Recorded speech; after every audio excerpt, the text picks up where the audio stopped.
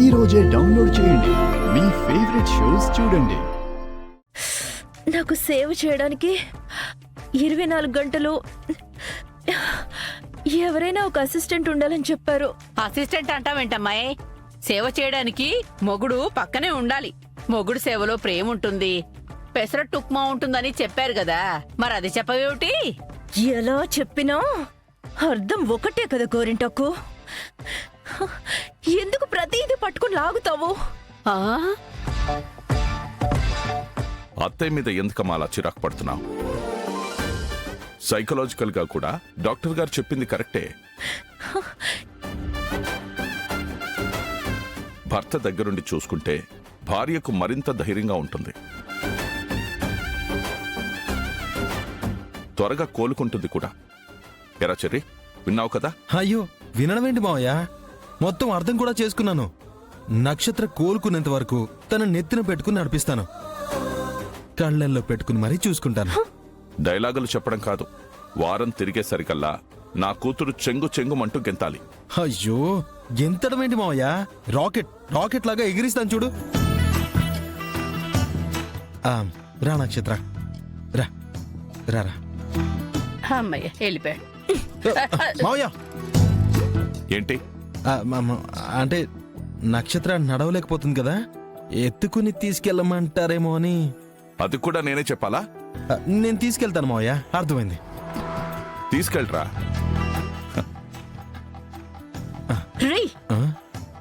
మావయ్య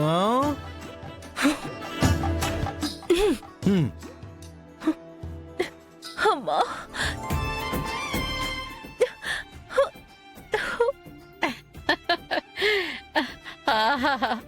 భలే ఉంది జంట. నాకెప్పుడు అలా జరుగుతుందో. అయ్యయ్యో,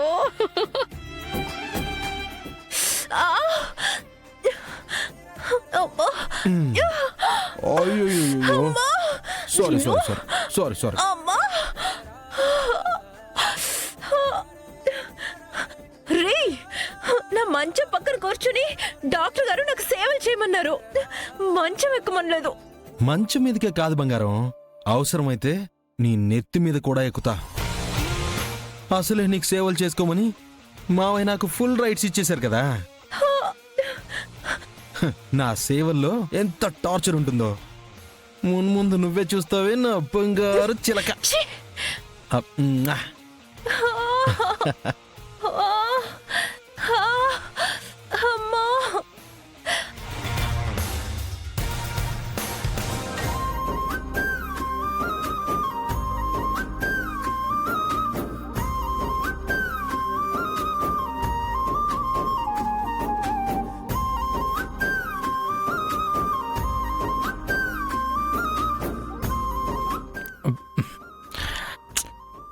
ఏంటి పూరి, నువ్వు కూరలు చేస్తే ఇలాగే ఉంటాయా?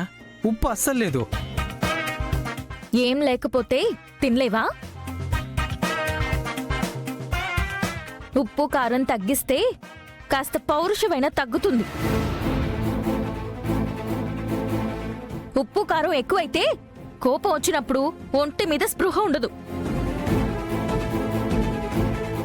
మనిషికి మేకకి తేడా తెలియకుండా కోసి చంపేద్దామనుకుంటారు.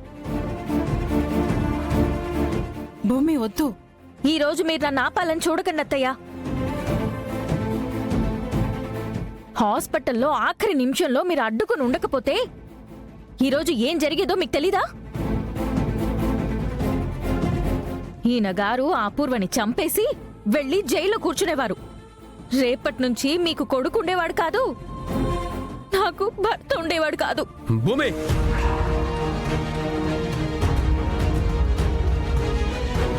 ఇప్పుడు చెప్పండి, నిన్న అర్ధరాత్రిలో మీరిద్దరూ బయటికి ఎందుకు వెళ్లారు? ఉదయం రెస్టారెంట్లో కనిపించిన భూమి నన్ను వాష్రూమ్లో లాక్ చేసి ఎందుకు వెళ్ళిపోయింది? అంత క్యారేజ్ పట్టుకొని భూమి హాస్పిటల్కి ఎందుకు రావాల్సి వచ్చింది? ఇదిగోండి, మీ ఇద్దరిని హాస్పిటల్ సీసీటీవీలో నేను చూశాను.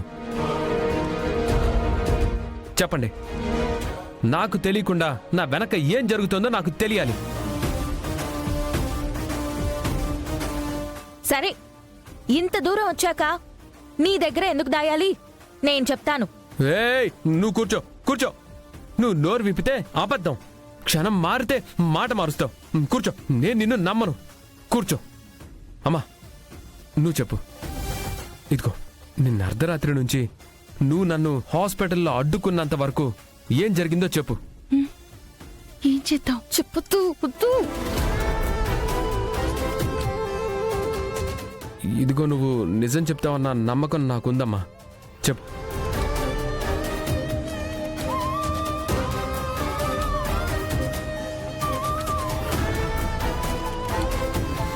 చెప్పు. ఇప్పుడు చెప్పమ్మా, చెప్పు.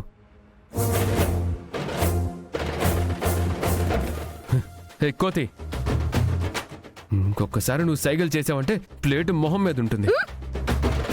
నువ్వు చెప్పమ్మా.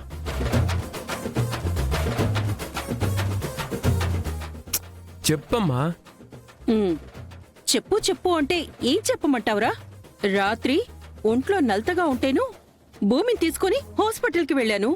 భూమిని తీసుకుని హాస్పిటల్కి వెళ్ళడం ఎందుకు? నేను లేనా?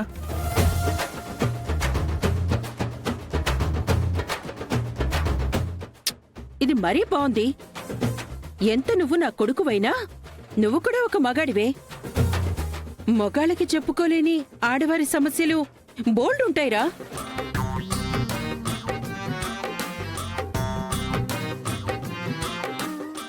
అందుకే సమస్య ఏంటో సాటి ఆడదానిగా నా కోడలికి చెప్పుకుని హాస్పిటల్కి తీసుకెళ్లాను.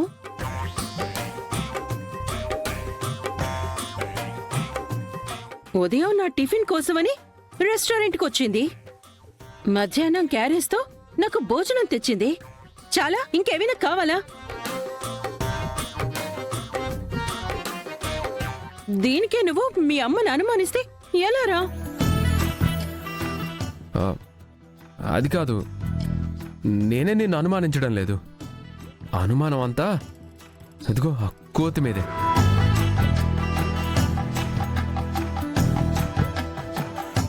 చూడమ్మా, ఆరోగ్యపరంగా నీకు చెప్పుకోలేని ప్రాబ్లం ఉంటే నువ్వు నాకు చెప్పుకో, ఓకే? నువ్వెక్కడికి తీసుకెళ్లాలో చెప్తే నేను తీసుకెళ్తాను కదా. అంతేకాని ఈ తైతక్కతో మాత్రం బయటికి వెళ్ళాలనుకోకు. ఏయ్ తైతక్క, నీకు కూడా ఇదే లాస్ట్ వార్నింగ్. అయ్యో,